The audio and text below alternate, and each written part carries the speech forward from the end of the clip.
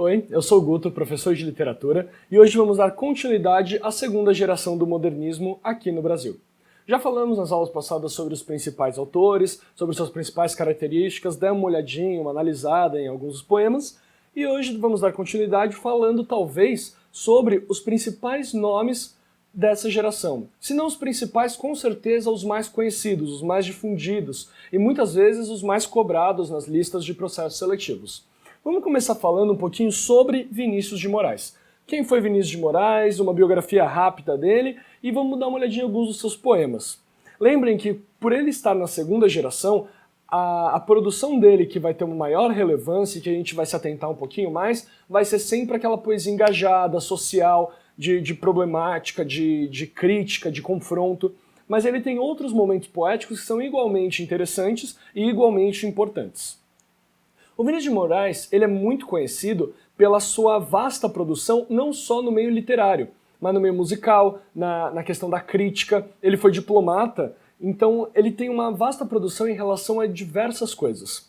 O Vinícius de Moraes ele nasce no Rio de Janeiro em 1913, numa família com uma quantidade razoável de irmãos e tudo mais, e ele é um dos poucos que vai estudar numa escola bem tradicional. É nessa escola tradicional que ele vai conhecer bastante o que é a literatura, o que é a poesia. Vai ser nessa escola que ele vai se aproximar muito de toda a construção clássica do fazer poético, de todas as estéticas, todas as estruturas. Ele vai conhecer a literatura desde o começo, lá na Grécia Antiga, até o contemporâneo.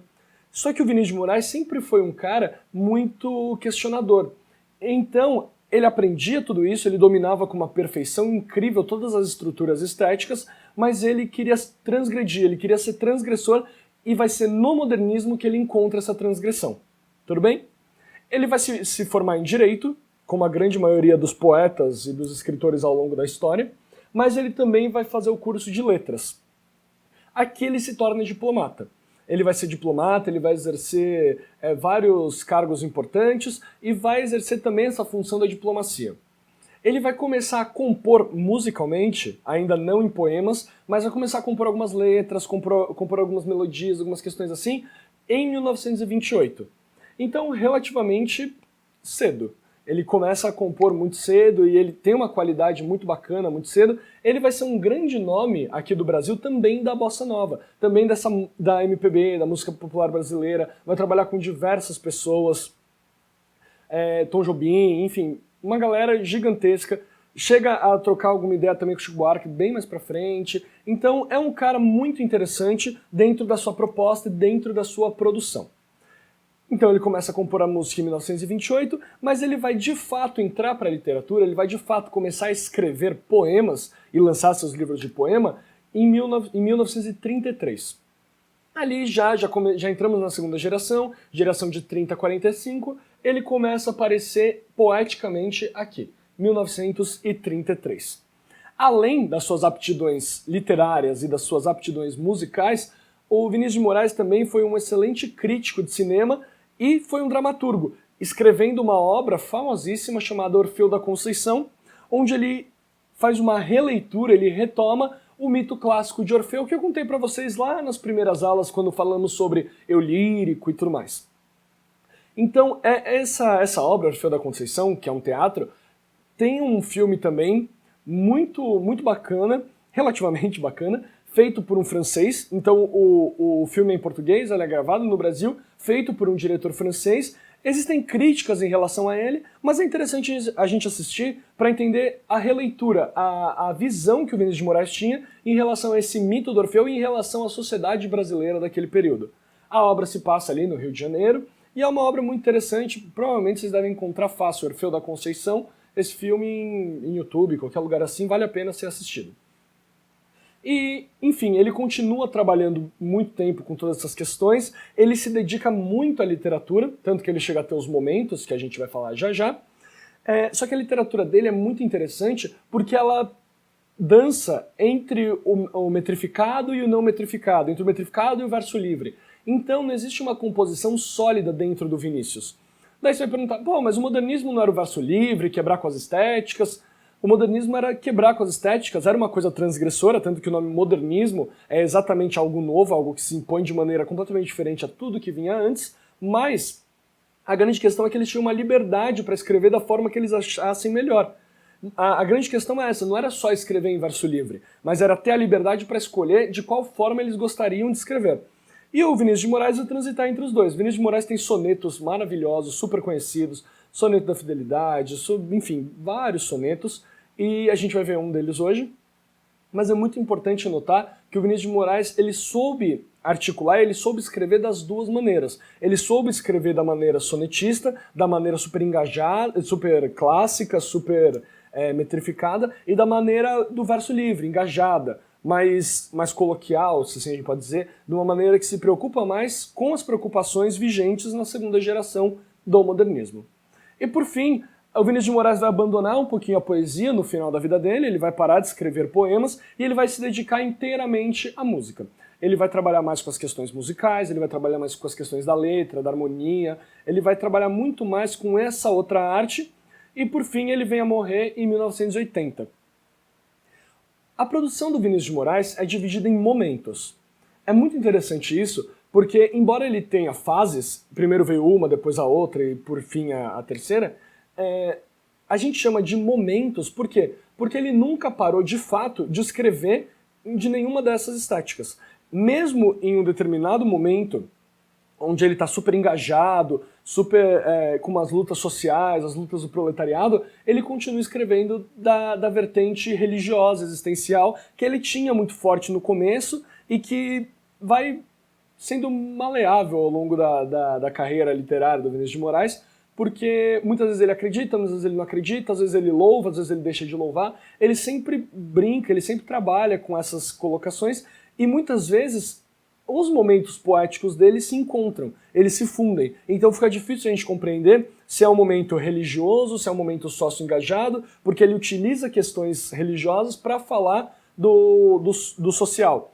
A gente não sabe se vai ser um momento dualístico, que é onde ele aborda o cotidiano e o ser humano que não é mais centrado, que não é perfeito, o que já havia sido quebrado há um tempo, esse ser humano que é as duas coisas ao mesmo tempo. Esse ser humano que faz a sua doação na igreja de domingo e faz as suas boas ações, mas esse ser humano que quando vê um cara empinando uma moto, ele torce para a pessoa cair. Então esses dois lados do ser humano, a bondade e a maldade. Tudo bem? Aqui falamos um pouquinho sobre a biografia dele, falamos um pouquinho sobre esses momentos e agora vamos dar uma aprofundadinha no que foi e quais são as características de cada um desses momentos. Bom, dando continuidade, vamos falar primeiro sobre o momento religioso e existencial do Vinícius de Moraes, que é provavelmente o momento que mais figurou no início da produção poética dele.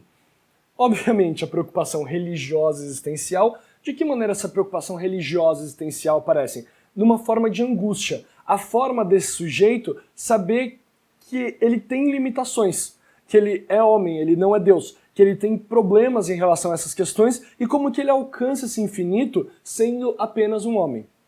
Então, essa dialógica, que vai estar presente também muito no dualístico entre o homem e o Deus, o finito e o infinito, vai estar muito presente também aqui no momento religioso existencial. Como eu disse, os momentos dele vão se misturar muito.